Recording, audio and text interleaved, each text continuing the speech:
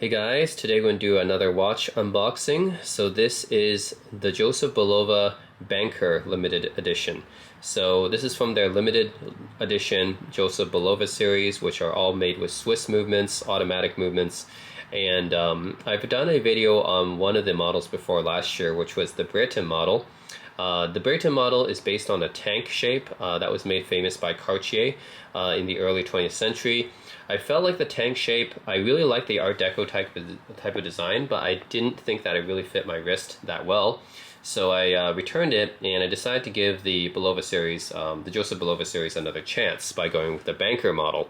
So this model is a tonneau shape, which is a slightly rounded oval instead of a tank. You know, a tank is kind of like a very rectangular, sharp shape, whereas the tonneau is more of a rounded oval shape. So that's a difference there. So this model, slightly cheaper than the Britain model.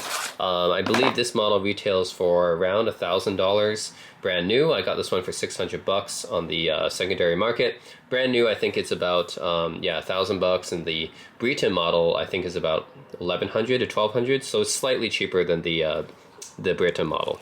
So here it is. This is the box. It says the Joseph Bulova 1875, which is when the Bulova company was started. It is, you know, Bulova is one of those very famous historical American watch companies dating back to the 1800s. For those people who don't know, I know the Swiss watchmaking industry pretty much dominates luxury watches now.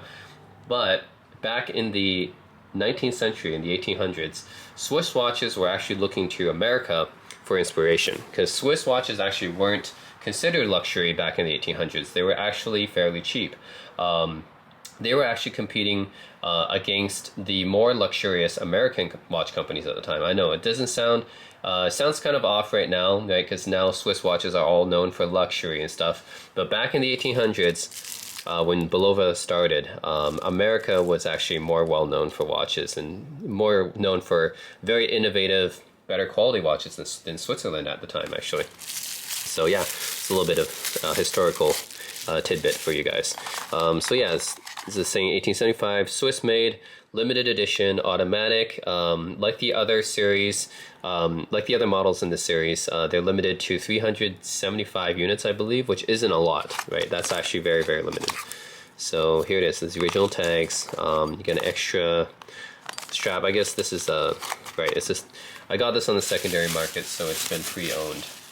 So I can expect the previous owner probably put the links in there. But here it is, guys. I got it with the stainless steel bracelet. This is the model I found, and I really love this design. I mean, so this is the same color combination I got with the previous Britain model I had. It is a black dial with beige, I would say, colored numbers, and they're Arabic numerals. And you have, you just have like a regular stainless steel hand right there. It says Bulova 1875 automatic, Swiss made. Most Bulova watches, I know Bulova is not a name that's actually held in very high esteem. It is considered a very cheap watch brand. Most of their watches are affordable, they're quartz watches. So as a result, Bulova is not a company that's held very highly by watch collectors. However, the Joseph Bulova series is a bit different because all their watches are made in Switzerland with, I believe, Salita movements, SW200. Someone correct me if I'm wrong. So they're very high quality movements, and they are automatic, which means that they are mechanical designs. And yeah, this is the tonneau shape. It is slightly different than the tank shape, right? So the Britain was a bit bigger, and it had, that classic Cartier type of tank style, but with the Art Deco type of flourish that I really liked on it. Came with a leather band, I believe, but that one, I don't know, it just didn't fit my wrist as well. The tonneau shape that the Banker has, I think, looks a bit better. And I know it's small, right? It's not a big watch or anything like that, but you know, that's what tonneaus always are. They're not very big. This watch looks very beautiful. I'm going to see how this works on my wrist. As you can see here, this is Bulova in small printing on the crown right here, and then on the back, you guys can see this bit better. It says Joseph Bulova 1875 limited edition. Whoops. So on the back here, It says Joseph Bulova 1875 limited edition, and this is the number. Only 350 of these watches are produced. So I think it's 350 of every model. So they do have different models, but it is 350 per model, I believe. Sapphire crystal. I believe it is a Sellita SW200 movement. So yeah, it doesn't say how much ATM water resistant, but it is water resistant. I'm sure the regular, usually 3 ATM or 5 ATM is what most watches come with. But yeah, very beautiful looking watch. Nothing special on the bracelet, actually. I would have preferred the bracelet to have some Bulova type of lettering on it or writing, but it doesn't have anything. Overall, I'd say that this watch is geared towards people who like to have a smaller sized watch, who like the tonneau shape, and who appreciate a little bit of Art Deco flair. As you can see, the designs in this whole lineup of watches, the Joseph Bulova line, is meant to harken back to the days of the early 1900s, which is a period of American architecture and art that's very influenced by the Art Deco style design. And you can see that influence in the dials here, right?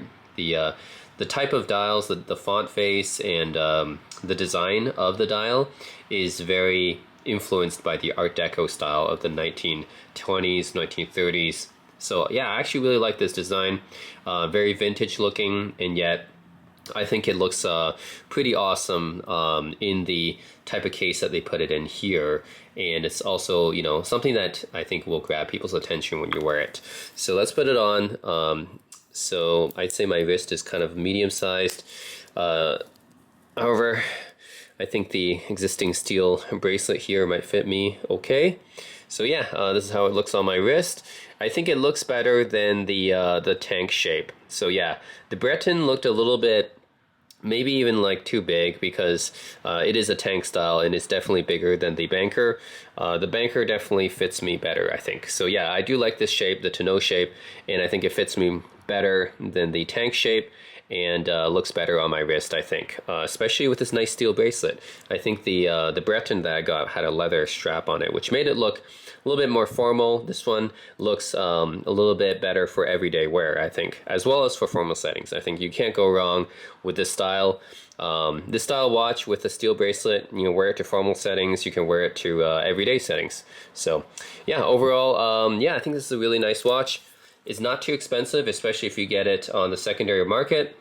Bulova, definitely, if you're looking for an investment, don't go with Bulova because they don't have really good resale values. However, if you're looking for a good deal on watches, I think this might be a nice pickup because not many people are aware that Bulova does make like Swiss-made designs. They don't make just, you know, cheap, affordable watches. They actually make some nice designs on the higher end as well.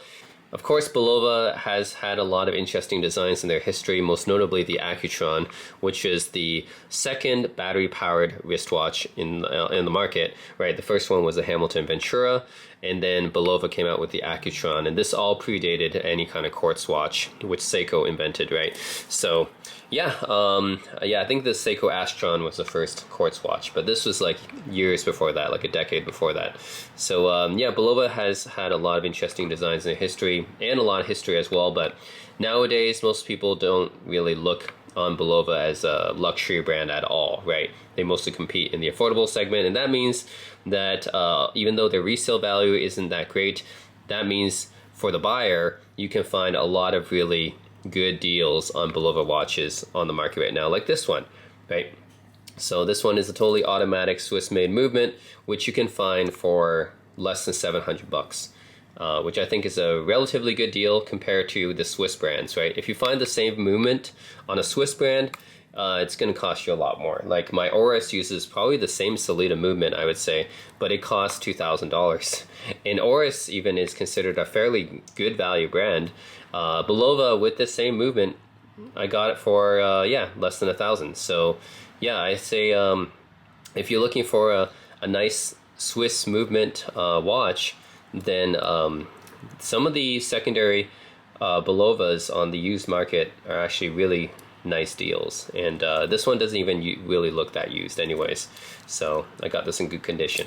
So yeah guys, that is the Bulova Banker. Really beautiful looking watch. I love the Art Deco design, the tonneau shape and everything, and it's very affordable because it's a Bulova.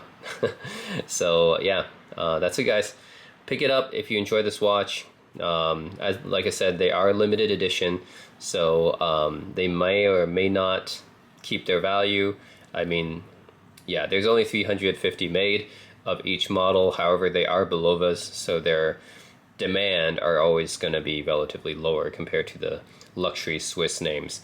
But still, I think this is a very nice looking watch, and I probably am not. I'm not buying this for investment. I don't buy watches for investment. Otherwise, I would get a Rolex, right? I'm buying watches because I'm a collector and I want to wear them. So this came to my eye. Very, very interesting looking design and limited edition.